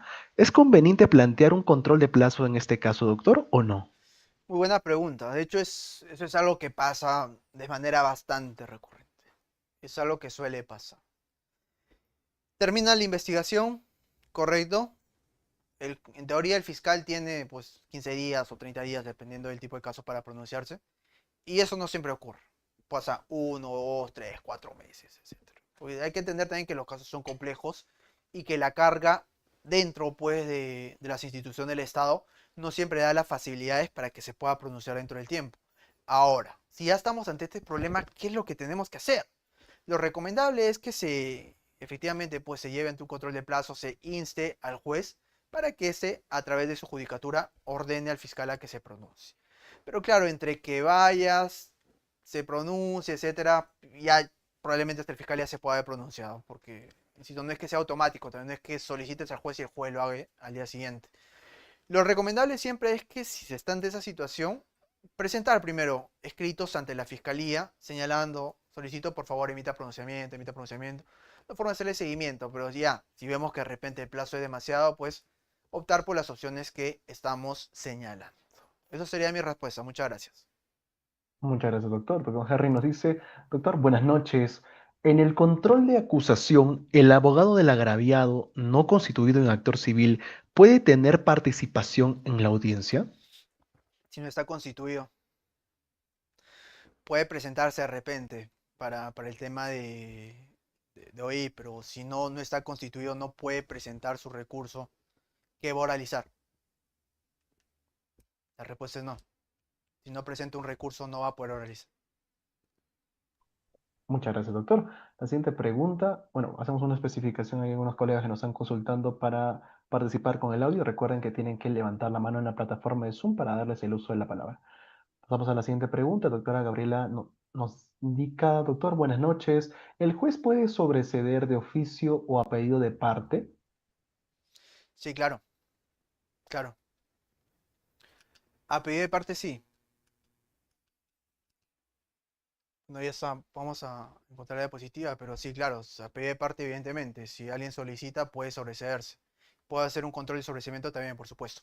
Si ve que está claramente ante hechos que son manifiestamente atípicos, lo puede hacer. Ahora, que se dé en la realidad, no, evidentemente no. Pero la pregunta no deja de ser conveniente. Existe esa posibilidad. Cuando, insisto, alguien a pedido de parte lo puede hacer, evidentemente toma simplemente el pedido y lo realiza. Y en el otro supuesto también, como les venía comentando. Muchas gracias por Muchas la pregunta. gracias. Muchas gracias, doctor. La doctora Machaca nos consulta, doctor, ¿la excepción se formula posterior a la oralización de la acusación? ¿Y en qué forma? Claro, la excepción viene y es parte del control sustancial, ¿correcto? Al inicio, para que exista un control formal, el fiscal tiene que presentar su acusación. Presenta su acusación, una vez se realiza el control formal, se declara esa parte saneada, se da por válida la acusación desde el punto de vista formal y se pasa al debate sustancial, que vendría a ser el debate de las excepciones. Ahí se le corre traslado pues a la defensa que oralice, la fiscalía de repente si va a tener alguna réplica, dúplica, etcétera, y con base a ello es que el juez se pronuncia. Pero es parte del control sustancial. Muchas gracias por la pregunta. Muchas gracias, doctor. La siguiente pregunta nos indica Edgar Medina. La parte agraviada, ¿qué acciones puede tomar ante un requerimiento de sobreseimiento? Correcto.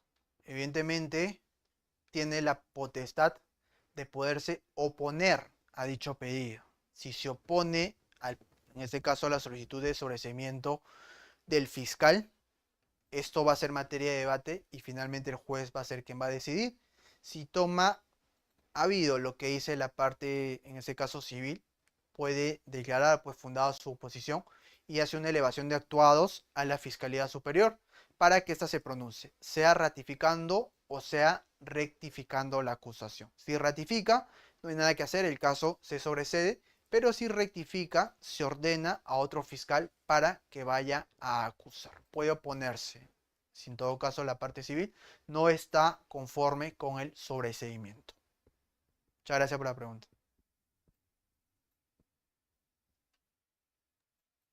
Muchas gracias, doctor. Pasamos a la siguiente pregunta del día de hoy. El doctor Carlos Morales nos dice, doctor, buenas noches. Para poder ingresar una nueva prueba que se omitió en la etapa intermedia, ¿cómo cuál sería la correcta forma? ¿Se deja en cuenta que no es prueba nueva, sino que se olvidó la defensa? Bueno, es algo que, una pregunta muy interesante, que es una pregunta más que teórica, una pregunta de litigio. Es algo que suele pasar. sobre todo cuando somos de repente abogados y asumimos recién para la etapa de juicio, ¿correcto? Y hay que presentar pruebas nuevas. El requisito principal de la prueba nueva es que no se haya conocido al momento en que efectivamente se haya tenido la posibilidad de ofrecer. Se tendría que argumentar de repente negligencia en la defensa que estuvo en su momento, de repente que efectivamente recién se está tomando conocimiento de nuestra parte, pese a que esto ya era de conocimiento de las otras partes. Ve la forma de argumentar. No pasa tanto por un tema de que si se puede o no, la posibilidad de presentar prueba nueva está, pero el requisito es ese. Ahora, si no se cumple, hay que argumentarlo de buenas formas, de manera que el juez pues, pueda tomar en consideración lo que estamos señalando y admitir la prueba, ¿correcto? Sin perjuicio de ello, pues la etapa pertinente siempre por excelencia para presentar pruebas es esta. Por eso siempre hay que estar atentos y presentar lo que consideramos que sea necesario. Muchas gracias por la pregunta. Muchas gracias, doctor. Doctor Eric Lescano nos indica, doctor, ¿qué sucede si el juez no está de acuerdo con el sobreseimiento que solicita el fiscal? Claro, si hay un sobreseimiento insisto, de parte del fiscal, el juez puede analizarlo, hay una oposición conforme puede ser de alguna de las partes, pasa lo que acabo de señalar. El juez toma pues esta oposición, la analiza y la puede elevar, ¿correcto? E incluso puede hacer un control del sobreseimiento que está señalando. Lo eleva y esto ya pues puede traer como consecuencia que el fiscal superior ratifique o rectifique. Pero sí puede si no es claramente si no toma en consideración el sobreseimiento, puede señalar la elevación de actos. Muchas gracias por la pregunta. Muchas gracias. Delis Bardales nos indica, doctor, buenas noches. Cuando el fiscal acusa a un investigado, cuando éste nunca ha declarado en la etapa de investigación preparatoria, ¿qué aconseja usted? Depende, o sea, puede ver por qué no declaró. No declaró por una estrategia de repente de guardar silencio, o de repente nunca lo citaron. Si estamos en ambos, pero es poco probable, siempre lo van a citar, ¿correcto? No conozco un caso donde no lo hayan citado. Lo que sí puede haber es, por ejemplo, que le tocó, la investigación era muy incipiente, lo llamaron y por consejo de su abogado dijo, ¿sabes qué? Mejor guarda silencio. Y con ese silencio va, ¿correcto? Esto puede ser bueno o negativo dependiendo de cada estrategia en cada caso concreto, porque a veces es mejor esclarecer, pero a veces también es esperar que la fiscalía actúe y ver si se declara o no. Sin prejuicio de ello, así hayas declarado o no hayas declarado, ello no necesariamente va a ser algo determinante al momento en que el fiscal tenga que generar su convicción para poder acusar o en todo caso sobreseer. Sin perjuicio de ello, si el caso pasa pues a juicio, en juicio probablemente tenga la etapa ya o la oportunidad de poder declarar. Siempre, insisto, hay que evaluar bien. No es un tema simplemente de que me parece o no, sino que tiene que tener una evaluación técnica dentro del litigio penal, todas las acciones que se vayan a realizar, porque como bien señala la persona que ha hecho la pregunta, eso puede tener consecuencias. Porque de repente si declaraba en su momento, hubiese esclarecido los hechos y se generaba un sobreseimiento. Pero si no declaró, los hechos están tal cual se dice y puede generar una acusación. En cada caso hay que estudiarlo de manera correcta. Muchas gracias por la pregunta. Muchas gracias, doctor. Nos indica Antonio, Luis Antonio Guerra. Buenas noches, doctor. Felicitaciones por la excelente ponencia. Quisiera preguntarle, los jueces de JIP para realizar el sobreseimiento de oficio piden que sea evidente. Eso quiere decir que no todos los supuestos del artículo 344 del nuevo Código Procesal Penal son aplicables. No, todos son aplicables. Todas las causas que son de sobreseimiento tienen que ser aplicables. El tema es que esto siempre tiene que ser, digamos, evaluado correctamente. O sea, no es un tema simplemente de que pase de manera automática. Las causales tienen que ser muy claras, tienen que estar debidamente motivadas. De repente las personas que la vayan a alegar, o insisto, incluso el propio juez dentro de ese análisis, tiene que tenerlo en cuenta. Si son hechos manifiestamente atípicos por ausencia de algún elemento, es claro que el juez no lo puede pasar. Por más incluso que nadie haya presentado una oposición. Existe pues un control de parte del juez incluso por encima de lo que las partes puedan apelar. Si el juez ve que manifiestamente estamos ante un caso atípico y por mucho de repente las defensas han planteado mal sus excepciones, el juez puede analizarlo y puede decir, oiga, ¿sabes qué? efectivamente este caso es atípico y dicte sobreseimiento, ¿correcto? Porque claro, lo otro sería que pese a que el fiscal, o en este caso el juez, se dio cuenta que el hecho era típico y dijo, ¿sabes qué? No, es atípico, pero como nadie lo dijo, lo paso. Nos estaría cayendo en un error y el juez no estaría cumpliendo su función. No suele darse mucho, pero dentro de las facultades que tiene el juez es una facultad de control. Jurando no vicura, el juez conoce el derecho, el juez aplica el derecho. ¿Correcto? Y todas las causales de sobreseimiento son habidas y pueden haber. Pero claro, hay que buscar una situación en que cada una podría de repente tener lugar. Normalmente casi son siempre por un tema de tipicidad o falta de elementos de convicción. Pero muy buena pregunta, muchas gracias. Muchas gracias, doctor. Doctor Sulpicio Zapata nos dice, cuando el sobreseimiento es aceptado, aquí termina el proceso definitivamente en archivo en un caso de falsedad genérica. Independientemente del caso que sea, si hay sobreseimiento, correcto, el juez emite su auto de sobreseimiento, este puede ser apelado. Correcto. Ahora, ¿qué lo va a apelar? Dependiendo quién sea la parte. Si el fiscal dio una acusación, pero resulta que la defensa pidió un sobreseimiento y el juez tomó consigo ese sobreseimiento, el fiscal va a apelar. Es casi improbable que no apele, va a apelar sí o sí. Y si, por ejemplo, fuese el fiscal quien pide sobreseimiento, el juez da el sobreseimiento, probablemente quien vaya a apelar vaya a ser la parte civil, como ponía el ejemplo, las procuradurías. La procuraduría siempre apela, ¿correcto? Y si estamos ante un tema de sobreseimiento, es muy probable que vayan a apelar, independientemente sea cual sea el delito, si se está en esa situación. Muchas gracias por la pregunta. Muchas gracias, doctor. Doctor Freddy Alex nos dice, en el peor de los casos, ¿qué podría suceder si no observo una acusación mal formulada o con defectos formales sustanciales? Bueno, si es una acusación correcta y perfecta, insisto, no suele pasar, porque normalmente siempre hay falencias. Somos humanos, e incluso desde el punto de vista técnico, se tiene que analizar a detalle, buscar alguna causal de repente de atipicidad que tiene que haber en la narrativa y con base a ello fundamentarlo y presentarlo. Ahora, si estamos en un supuesto donde no hay errores, cosa que insisto, hasta ahora no me ha tocado, porque no he visto una acusación perfecta, y supongamos un caso hipotético, lo que correspondería hacer es buscar la mayor cantidad de pruebas y hacer un análisis de las pruebas.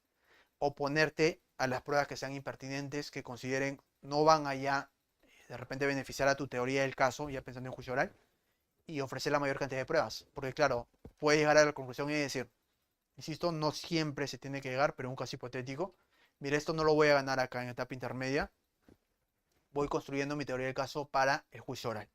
¿Y eso cómo se va a debatir? Pues con pruebas. Insisto, ello no ocurre, de hecho nunca me ha pasado. Siempre hay defectos tanto formales como sustanciales. Y se tiene que cuestionar ello y también pensar en otro. Sin prejuicio, haciendo la pregunta de la persona que echó esta pregunta, de manera hipotética, podríamos llegar al supuesto que acaba de comentar. Muchas gracias por la pregunta. Muchas gracias, doctor. Y unas últimas preguntas, doctor Henry nos dice, buenas noches, doctor. ¿Una excepción de la acción lo puedo presentar antes de la acusación o sobreseimiento del fiscal o es en la audiencia de control de acusación? Muy buena pregunta, muy buena pregunta. El momento ideal, entre comillas, es en la acusación, ¿correcto? Te llega la acusación, ya conoces la imputación, dices, ah, eso es lo que tiene el fiscal, contra eso presento mi excepción, para que el juez lo decida en etapa intermedia. Sin embargo, sin embargo, la excepción se puede presentar también en la etapa de investigación, ¿correcto? Pero corres un riesgo muy grande a que lo presentes y te respondan y te digan, los hechos recién están siendo materia de investigación, es muy pronto para determinar, porque no sabemos lo que va a pasar en el resto de la investigación, por lo tanto te declaro infundado. Lo que yo recomiendo es, salvo que sea un caso evidente, ya un caso de atipicidad, pero así tremenda, donde tú digas, oye, sabes que este caso no es típico, pero ni de palos. Ahí presentar una excepción. Pero si estás dudando, ahí como que estás tanteando, ¿no? Por creerte defensa activa, que yo sí soy proactivo, voy a presentar esto, la tutela de la excepción, te diría que no, no lo hagas. No lo hagas porque puede ser hasta contraproducente y puedes perder una oportunidad, porque insisto, como lo dije en su momento, la excepción es una herramienta muy fuerte, una herramienta técnica muy fuerte que puede acabar con un caso pese a toda la investigación que tengas. Y claro, ya como que usarla indiscriminadamente, no. O sea, hay que usarla cuando corresponde. ¿Se puede presentar antes? Sí. Se recomienda, depende, cuando el caso sea muy claro, pero la parte, digamos, ideal para presentarla va a ser siempre en la etapa intermedia. Muchas gracias por la pregunta. Muchas gracias, doctor. Pasamos a las dos últimas preguntas. El doctor Ernesto Muñoz nos dice, doctor, buenas noches. ¿Qué acción se debe tomar con el juez de investigación preparatoria que, sin hacer un debido control, lo pasa al juez de juzgamiento y el juez de juicio oral lo absuelve al acusado? ¿Cómo reparar esa tortura jurídica? Muy buena pregunta. Más que una pregunta jurídica, es una pregunta, creo yo, incluso de realidad, incluso que tiene que ver con aspectos propiamente de nuestro derecho. Hay que tener en cuenta dos situaciones. Ciertamente la etapa intermedia es una etapa netamente de control, ¿correcto? Acá no se va a definir si la persona que está siendo sometida al proceso penal es culpable o es inocente, ¿correcto? Esto en muchos casos se lleva al otro extremo, ¿no? Decir, no, esta es una etapa simplemente formal y lo pasamos. No, no, no. Hay que dejar las cosas claras. En esta etapa se tiene que hacer un control exacto de todos los hechos, de todas las pruebas, de todos los, de repente, argumentos jurídicos que puedan haber. Si pasa ese control, recién vamos a juicio. El hecho de que pase este control no significa que necesariamente en el juicio el resultado vaya a ser culpabilidad o vaya a ser absolución, ¿correcto? Porque acá no se está valorando. De repente hay elementos de convicción que presenta por cantidad, pero dentro del juicio oral no se pueden sustentar. Y por lo tanto, por más que estamos ante un caso que cumpla con todas las formalidades, una narrativa bonita, con pruebas de repente en cantidad, pero que no tiene valor probatorio, cumple con lo necesario para pasar a juicio. Por ahí en juicio es distinto. Por lo tanto, el control es diferente y se genera la absolución. Eso significa que de manera inmediata el juez de la etapa intermedia hizo un control inadecuado. No, no en lo absoluto, porque la labor del juez de la etapa intermedia no es determinar si existe o no culpabilidad, sino únicamente ver si lo que está trayendo la fiscalía es correcto o no para que esto pueda ser analizado en un juicio. ¿Correcto?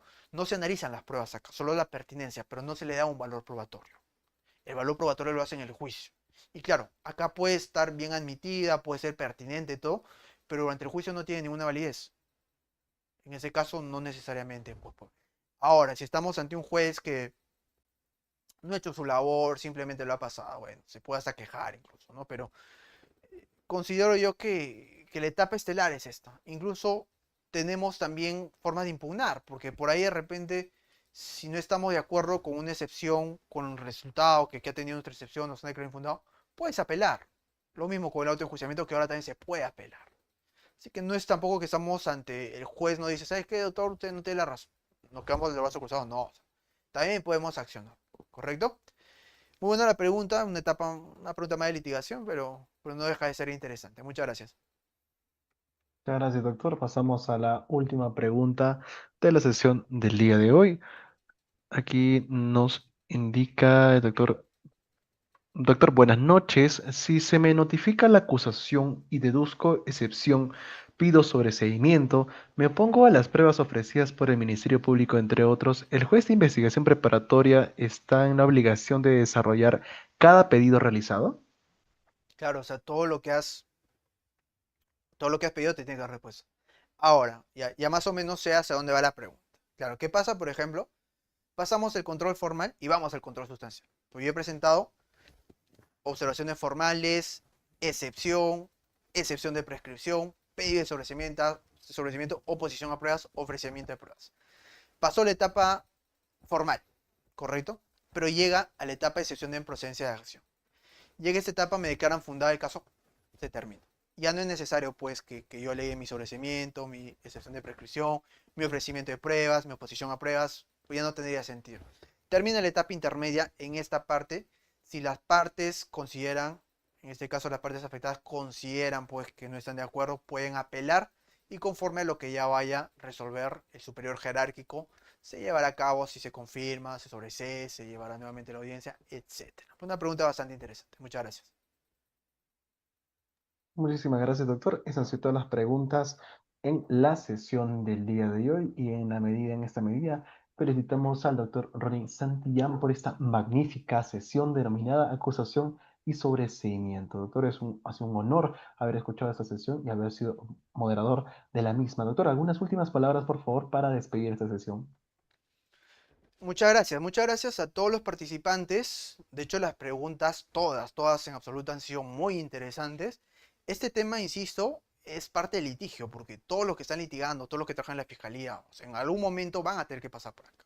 Se le da la importancia, insisto, hay que estudiarlo, seguramente 2 horas son muy poco, pero conforme vayamos, pues, dentro estando en la práctica, de repente algunos cursos, hay que ir profundizando más sobre estos temas, porque ya vemos que siempre hay cositas que se puedan pulir. Yo les agradezco, también agradezco a los chicos de Juris, de hecho me comentaron que están en una nueva sede, correcto, están estrenando local, así que ya reitero mis felicitaciones porque el local está mucho más grande, mucho más bonito y está creciendo Juris, y eso me da mucho gusto.